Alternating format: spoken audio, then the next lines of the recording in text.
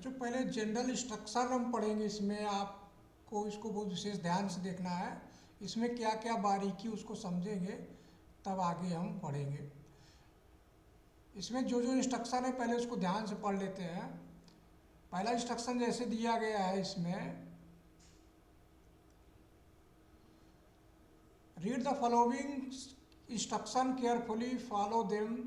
This questions papers contain 38 questions. ये practice questions papers हम बना रहे हैं आपके लिए, जो आपके एग्जाम के लिए बहुत हेल्पफुल होगा, तो इसको ज़रूर देखें। ऑल क्वेश्चंस ऑल कंपलसरी इसमें दे रहा है, मतलब सारे क्वेश्चन कंपलसरी है, किसी आप क्वेश्चन को छोड़ना नहीं है। सेक्शन ए में जो आएगा बच्चों, questions number 1 to 18 are multiple choice question, जो एमसीक्यू टाइप के आएंगे। एमसीक्यू टाइप वाले questions and questions number 19 and 20 are रेसरेशन, 19-20 रेसरेशन है। तो आज हम यहाँ पर जो बात करेंगे बच्चों, केवल 1 से 18 तक की बात आज हम करेंगे। जो इसमें क्वेश्चंस हमको क्वेश्चंस में मार्क्स मिलेगा, यानी एक मार्क्स यानी 1 क्वेश्चन में एमसीक्यू में एक एक नंबर हमको प्राप्त होगा। बाकी रीड करेंगे आगे हम क्वेश्चनों को, आप ध्यान से इसको ज़रूर देखेंगे। तो पहले हम एमसीक्यू के पहले क्वेश्चंस की हम बात करते हैं। 20 नंबर का क्वेश्चंस है, इसमें एक एक मार्क्स है। फिर से ध्यान से देख लीजिए, इसमें हमको कितने क्वेश्चंस करना है, 1 to 18 multiple choice and 19-20 are रेसरेशन है। तो हम यहाँ 18 तक का यहाँ पर जिक्र करेंगे। जैसे पहला 10 सेक्शंस में दिया गया है 1 मार्च आपको कैरी करेगा। तो यहाँ पर दिया एक्स की वैल्यू जो है, वाई की वैल्यू, इसका A and B are the prime number, then S C F.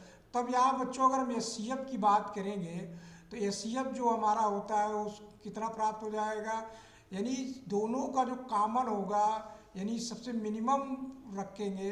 A B cube है और यहाँ पर कितना दूसरी संख्या, ये हमारा किसकी वैल्यू एक्स की है, और दूसरी वैल्यू हमारी ए क्यूब बी दिया है, ये वाई की दिया है। अगर इसको हम अलग अलग लेंगे तो एस सी एफ में जो प्राप्त होगा, जो जिसकी कम घात रहेगी उसको हम उठाएंगे, तो ए की कम घात है ए को उठा लेंगे। बी की पावर में देखेंगे, बी में 1 पावर है तो पी को उठा लेंगे। ए बी हमारा प्राप्त हो जाएगा, एस सी एफ प्राप्त हो जाएगा। इतनी बात क्लियर हो रही बच्चों। अब एलसीएम की हम बात करेंगे। इसमें एलसीएम में देखेंगे कि जो अधिकतम पावर रहेगा उसको उठाएंगे। तो एलसीएम में हम देखते हैं, एलसीएम में देखते हैं जो अधिकतम पावर, यानी ए की पावर 3 है अधिकतम, और यहाँ ए की पावर 1 है, तो अधिकतम जिसमें पावर है, तो यानी हम एलसीएम में ए की पावर 3 उठाएंगे, और जो है बी की अधिकतम पावर बी की 3 है, तो बी का 3 हम यहाँ पर उठाएंगे। अब क्वेश्चंस में क्या कह रहा है उसकी बात हम यहाँ पर करते हैं। एच सी एफ को एलसीएम से हमको माइनस करना है, तो यहाँ पर हम लिखेंगे एच सी एफ, यहाँ पर कॉलम बना दे रहे हैं। एच सी एफ को हमको किससे माइनस कर देना है, एलसीएम से माइनस कर देना है, एलसीएम से माइनस कर देना है। एच सी एफ हमारा कितना है, ए बी, और ये माइनस एलसीएम हो जाएगा ए क्यूब और बी क्यूब, इतना प्राप्त हो जाएगा। अब इसमें आंसर में मिलाते चलिए, कुछ ऐसा तो नहीं प्रतीत हो रहा जो मिल गया हो, अभी नए मैच कर रहा है, तो आगे बढ़ते हैं। ए बी इसमें हम कॉमन करते हैं, ए बी जब कॉमन करेंगे तो 1 माइनस ए स्क्वायर बी स्क्वायर इस तरह प्राप्त हो जाएगा। अब यहाँ पर बच्चों हम देखेंगे कि 1 माइनस ए स्क्वायर ऐसे है, तो ये जो हमारा प्राप्त हो गया, इसको हम याद करें, जो हम लोग फार्मूला पढ़ते थे, ए स्क्वायर माइनस बी स्क्वायर को क्या लिखा जा सकता था, एक बार ए प्लस बी लिखा जा सकता है और दूसरी बार ए माइनस बी लिखा जा सकता है। तो इस तरह ए स्क्वायर माइनस बी स्क्वायर को जब हम अलग अलग लिखेंगे तो ए प्लस बी ए माइनस बी, तो इसको हम जब अलग लिखेंगे तो लिखा जाएगा ए बी, और ये हो जाएगा हमारा 1 प्लस ए बी, और अगला ब्रैकेट में हो जाएगा 1 माइनस इसमें क्या लिखेंगे बच्चों, इसमें हम लिखेंगे 1 माइनस ए बी। तो ये कौन सा विकल्प हमारा मिल रहा है, ये डी वाला हमारा विकल्प मैच कर जा रहा है। एक नंबर क्वेश्चन एकदम सारी अंक हमको मिलता है, तो ऐसे क्वेश्चन को हम धैर्य से लगाएंगे और पूरी तरह से, जिससे हमारा गलत ना हो। इतनी बात समझ में आ रही है। अब इसको इरेज कर दे रहे, इससे दूसरा नंबर समझ में आए। आप वीडियो पॉज करके इस क्वेश्चनों को समझ सकते हैं।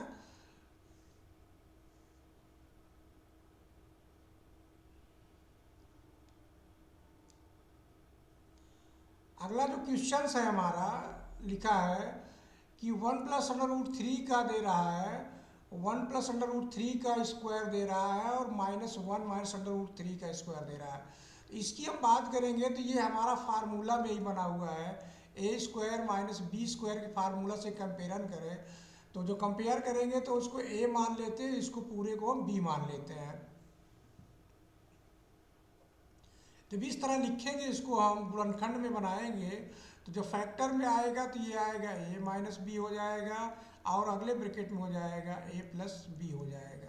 अब इसकी वैल्यू अगर हम रख देते हैं तो वैल्यू जब हम इसको रखेंगे तो 1+√3 हो जाएगा और माइनस हो जाएगा, माइनस को इसमें माइनस में मल्टीप्लाई करेंगे तो हो जाएगा 1+√3 हो जाएगा और अगले ब्रैकेट में जब हम लिखेंगे तो 1+ लिखा जाएगा √3 और -1 प्लस आ जाएगा और इसको -√3 लिखेंगे।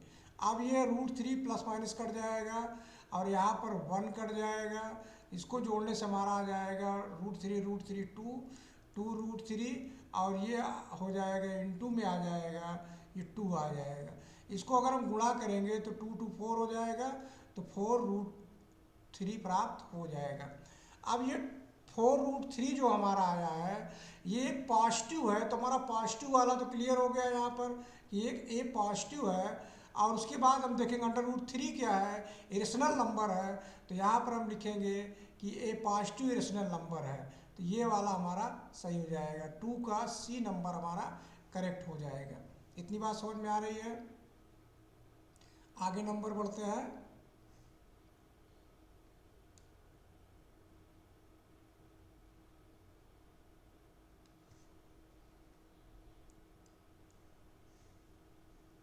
The value of a for which दे रहा है, इस इक्वेशन के लिए ए की value has equal and positive root होना चाहिए। क्या होना चाहिए? इक्वल एंड पॉजिटिव रूट होना चाहिए।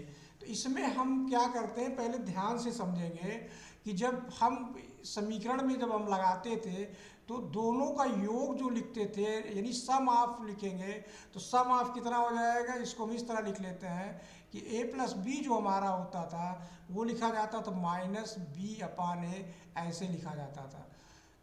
और दोनों को मल्टीप्लिकेशन की बात करेंगे रूट का तो हो जाएगा a × b बराबर c/a लिखा जाता है, इस तरह लिखेंगे। अब यहाँ पर वैल्यू की हम बात करेंगे तो b की वैल्यू यहाँ पर कितना है, 1 है, तो लिखेंगे -1 अपान यहाँ पर a की वैल्यू कितना a है तो लिखेंगे -1/a।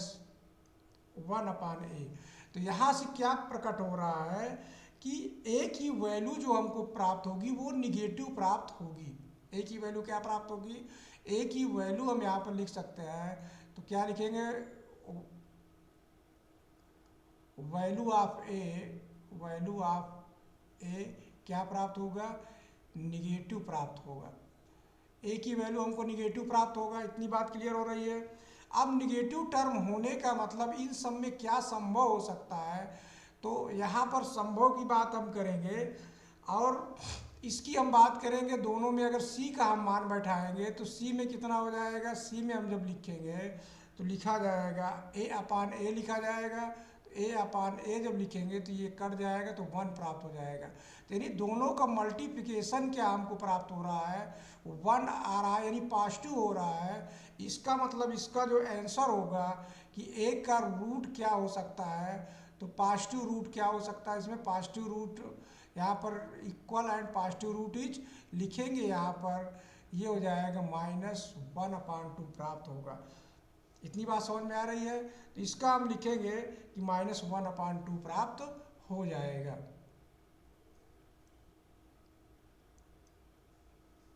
अब इसको मिटा दे रहे हैं, इस सवाल में आ गया है। इसके बाद आगे बढ़ते हैं। देखिए 4 नंबर में 4 नंबर कह रहा है the distance of A point A from x axis is 3 unit, यानी एक्स से जो थ्री एक्सिस से जो उसकी डिस्टेंस दे रहा है 3 यूनिट। इसका कहने का ये मतलब है कि अगर हम कोई पॉइंट ले लेते हैं, अगर ये पॉइंट हमने ए को माना, कोई पॉइंट ए माना, एक्स वाई माना, तो जो हमारा वाई यानी एक्स से जो डिस्टेंस 3 यूनिट आएगी, इसका मतलब क्या कह रहा है कि जो मैग्नीट्यूड होगा वाई का, वो मैग्नीट्यूड 3 प्राप्त होगा। और 3 का मतलब क्या हो रहा है कि वाई जो है हमारा +3 भी हो सकता है अथवा -3 भी हो सकता है, दोनों चीज़ें संभव हो सकता है। तो इसमें ये कह रहा है कि कौन सा कोऑर्डिनेट संभव नहीं है, यानी पॉसिबल नहीं है। तो यहाँ पर हम देखेंगे कि ये 3 है, -3 है और ये 3 है, ये तीनों तो संभव है, लेकिन ये डी नंबर 3 1 संभव नहीं है।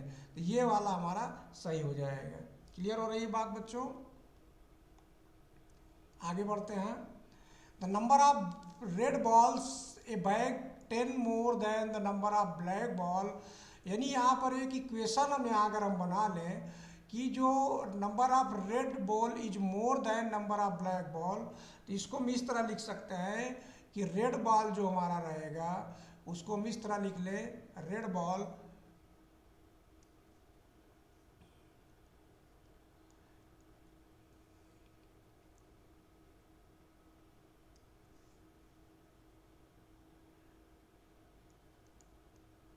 रेड बॉल को हम लिख सकते हैं आर बराबर हम लिख लेंगे B+10। क्या लिख लेंगे? आर इक्वल टू लिख लेंगे B+10। तो यानी रेड जो बराबर होगा ब्लैक में अगर 10 जोड़ देंगे तो उसके बराबर हो जाएगा। इतनी बात क्लियर हो रही है? अब टोटल की हम बात करेंगे तो टोटल बॉल जो हमारा रहेगा, रेड को जोड़ लें और ब्लैक को जोड़ लें तो टोटल बॉल हो जाएगा। अब रेड की कितनी वैल्यू अगर इसमें हम पुटअप कर दें तो हो जाएगा B प्लस ये 10 हो जाएगा प्लस B। अब इन दोनों को अगर हम जोड़ लेते हैं तो 2B + 10 प्राप्त हो जाएगा। यानी टोटल नंबर ऑफ बॉल्स हमको पता हो गया और रेड की बॉल का नंबर हमको पता हो गया।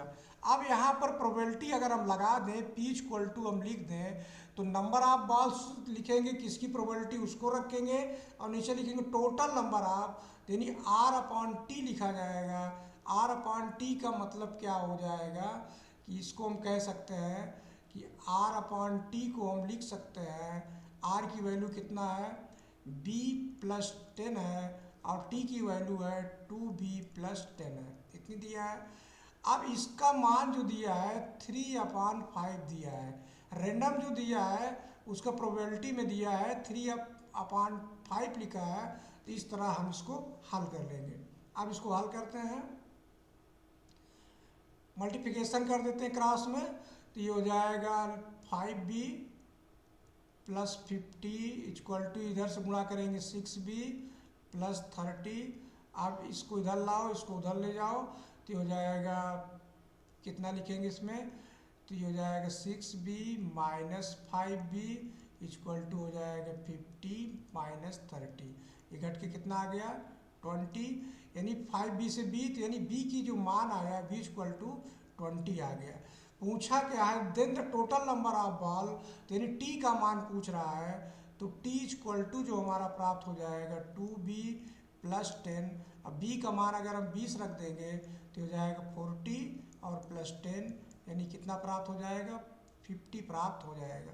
तो टोटल बॉल्स जो हमको प्राप्त होगा वो 50 नंबर ऑफ बॉल्स हमको प्राप्त हो जाएगा। इतनी बात क्लियर हुई?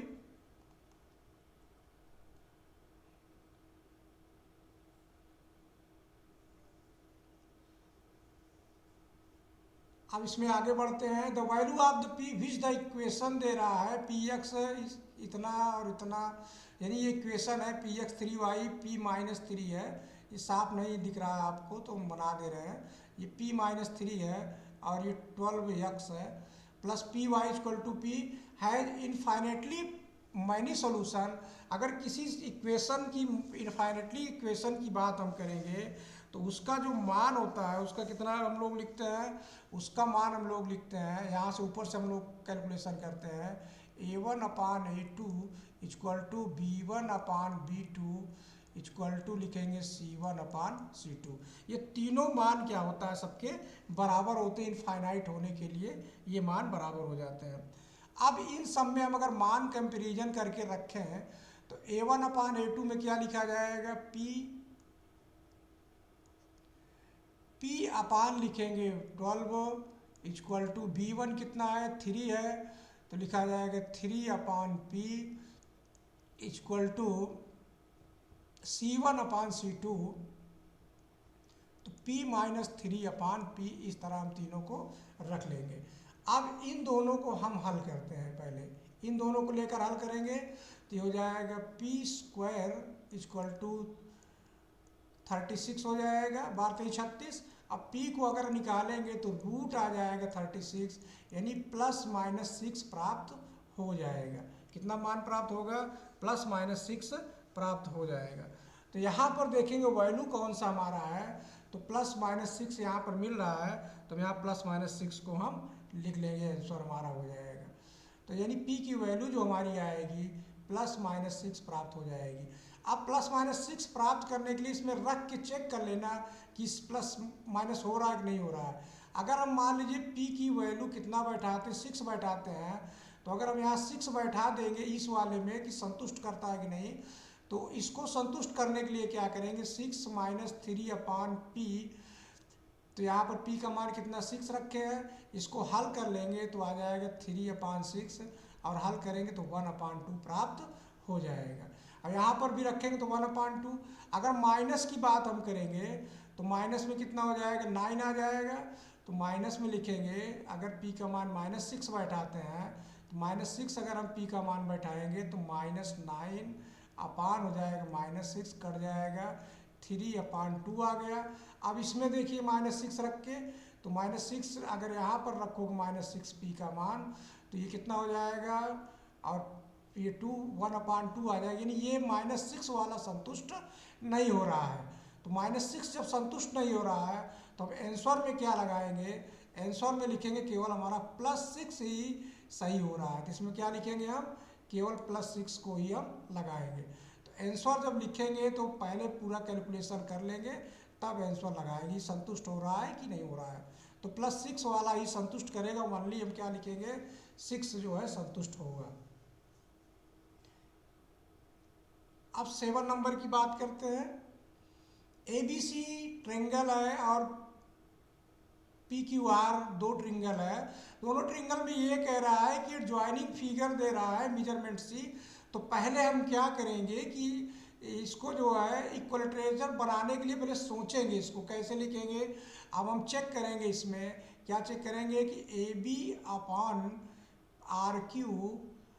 और बराबर हो जा रहा है, कितना प्राप्त हो रहा है, तो AB हमारा 3.8 है और अपान ये है 7.6, इसको हल करेंगे तो 1/2 प्राप्त हो जाएगा। अब इसी तरह इसको हम देखते हैं, AC अपान अगर PR निकालते हैं तो 3√3 अपान ये हो जाएगा 6√3, इसको भी हल करेंगे तो 1/2 प्राप्त हो जाएगा।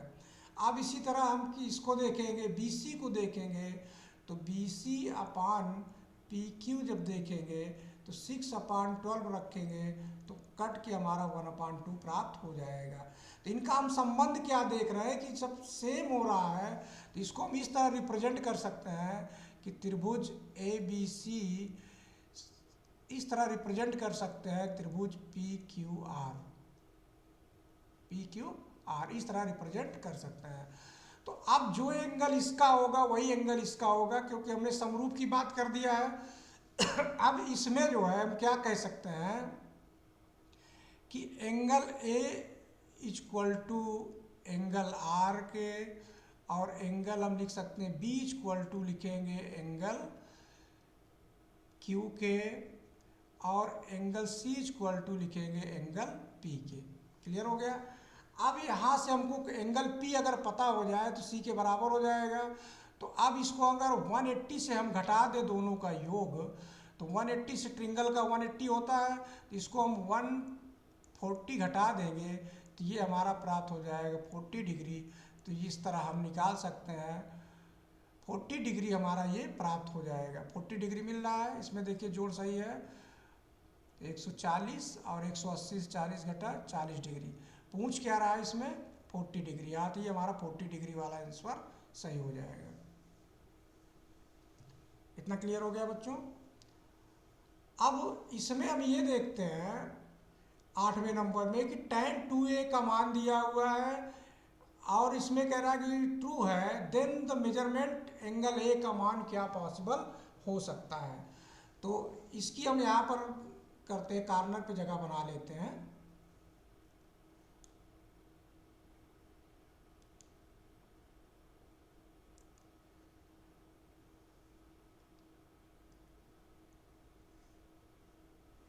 लिखेंगे tan 2a equal to 3 tan a, ऐसे लिखेंगे इसको।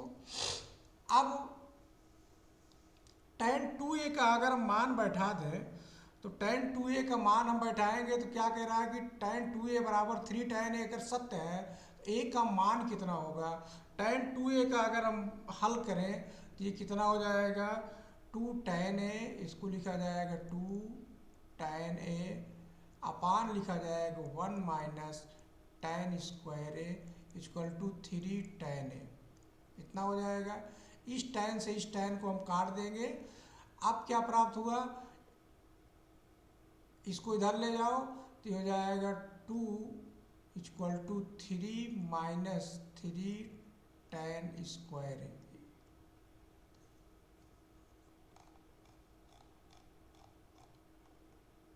शरारत कर रहा ये यहाँ। चलो आगे देखते हैं कितना आ गया, 3 आ गया ये। अब इसको इधर ले आओ तो हो जाएगा 3 से इधर जाएगा 2, लिखेंगे इसको हम 2 माइनस, यहाँ लिखते हैं देखो 2 minus 3 equal to minus 3 tan square है, इतना हो जाएगा। अब इसको हम घटा लेंगे तो आएगा -1 equal to minus 3 tan square है, इतना हो जाएगा। माइनस माइनस प्लस हो जाएगा, यानी लिखा जा सकता है कि tan square a equal to 1/3 हो जाएगा। तो tan का जब हम मान लिखेंगे तो tan a इक्वल टू हो जाएगा √1/3 हो जाएगा, जिसको लिख सकते हैं 1/√3। तो इसका मान जो प्राप्त हो जाएगा tan का, वो हम इसको कह सकते हैं कि √3 वाला जो मान होगा तो tan √3 का मान कितना होगा 30 डिग्री। तो यहाँ पर हम लिख सकते हैं 30 डिग्री संभव है। क्या लिखेंगे यहाँ पर हम 30 डिग्री इसका मान संभव है। तो इसका आंसर जो हो जाएगा 30 डिग्री संभव हो जाएगा। लेकिन रूट निकालने में प्लस माइनस आएगा, तो प्लस माइनस वाला इसलिए छोड़ देंगे क्योंकि 150 जाएगा, तो 150 का कोई मतलब नहीं इसमें है नहीं विकल्प में, तो इसको हम छोड़ देते हैं।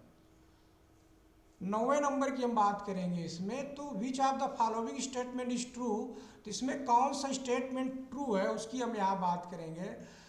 तो यहाँ पर जो दे रहा है 20 डिग्री साइन 70 डिग्री, तो ये 70 वाला बड़ा है, ये छोटा है।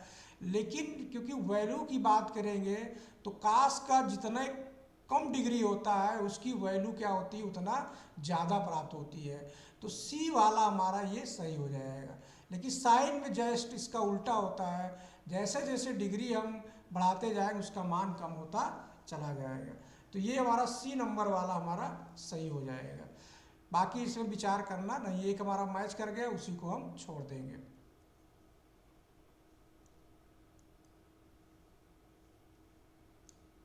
अब यहाँ कार्नर पे जगह बना लेते हैं, फिर आगे बढ़ते हैं।